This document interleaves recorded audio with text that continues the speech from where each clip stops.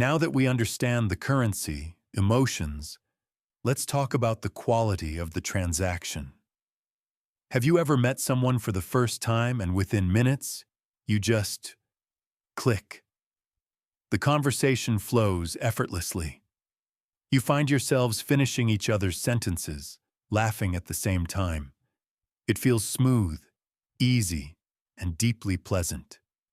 You walk away feeling energized, understood. And then, of course, there's the opposite. The awkward conversation. The one with mistimed pauses, where you accidentally talk over each other. It feels like trying to dance with someone who is completely out of step. You walk away feeling drained and a little uncomfortable.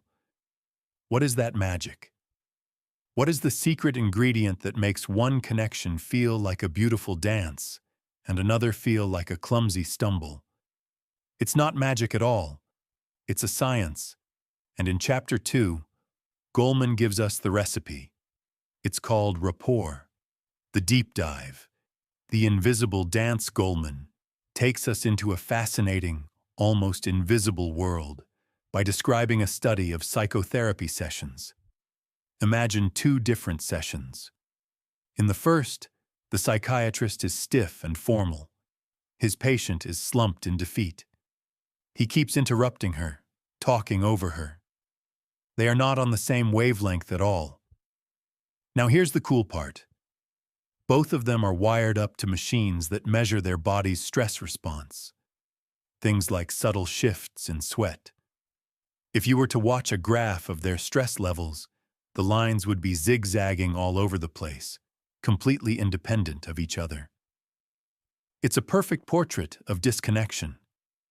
But in the second session, the patient has just shared a huge triumph. The therapist is right there with him, quietly celebrating. Their mood is upbeat. Their bodies are so in sync that when the therapist shifts one foot, the patient does the same, like they're in a choreographed dance. And their stress response graphs? They look like two birds flying in perfect formation, a graceful ballet. Their very physiology is attuned. That is the physical evidence of rapport. It's a real biological state. And according to the research of psychologist Robert Rosenthal, this magical connection always has three essential ingredients. Ingredient number 1, mutual attention. This is more than just hearing words. This is being fully present. It's putting down your phone, turning away from your laptop, and giving the other person the gift of your complete focus. Goleman says when we do this, it's like we create perceptual glue. When your attention is split, you miss the crucial emotional details. Seeing eye to eye literally opens a pathway for empathy. Ingredient number 2, shared positive feeling. This is that sense of warmth and genuineness you feel from someone. It's mostly nonverbal.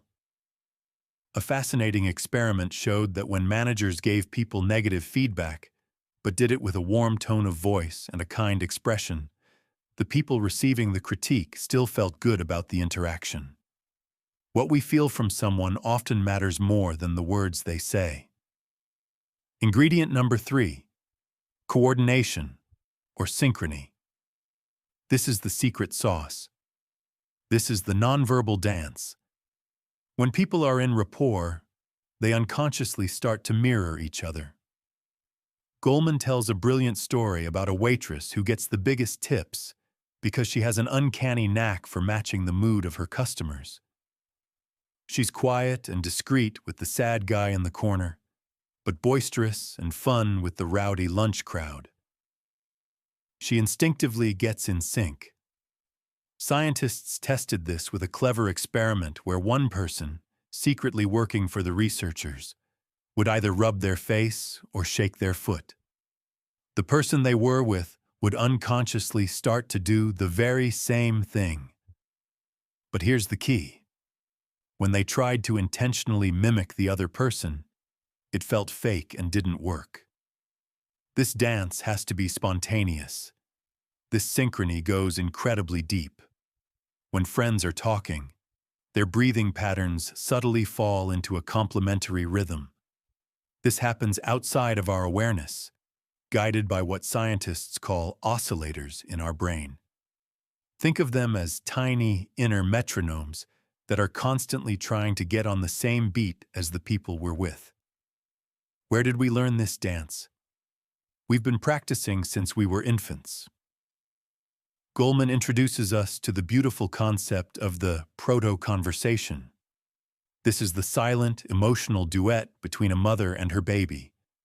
The mother makes a kissy face. The baby responds. The baby beams. The mother beams back. It's their first lesson in how to interact, how to synchronize emotionally long before they have words. That primal dance remains our lifelong template for connection. And the topic of that conversation is always the same. Feelings. The bridge to your life. Creating the conditions for rapport. So you can't fake this. You can't just decide to mirror someone's posture and expect magic to happen. But what you can do is create the right conditions for rapport to emerge naturally. You can till the soil so the flower of connection is more likely to bloom. Here are two incredibly simple, powerful things you can try. Give the 5-minute gift.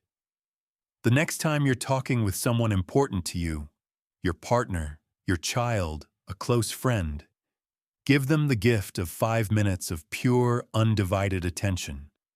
No phone, no TV in the background. No thinking about what you're going to say next. Just listen. Attune to them completely. As one article said, a 5-minute conversation can be a perfectly meaningful human moment. See how that one simple act changes the quality of the connection. Become a dance watcher. Don't even try to participate at first. Just observe. When you're at a cafe, look at two people who are really engaged in conversation. Watch them from a distance. Notice the silent dance. Do they lean in at the same time? Gesture in similar ways? Laugh together? One acting coach even has his students watch entire movies with the sound off, just to study this silent dance. By noticing it in others, you'll become more aware of its presence or absence in your own life. Your turn to reflect. This is a rich chapter, and it brings up a lot about our own experiences with connection. I'd love to hear your thoughts. A question of connection. Think of a person with whom you have a natural, easy rapport. Without overthinking it, which of the 3 ingredients, shared attention, positive feeling, or synchrony, do you notice most strongly in your interactions with them? A question of clarity or challenge. The idea that our bodies are unconsciously synchronizing with others, down to our breathing, can be a bit mind-bending. Does this make you feel more connected to people?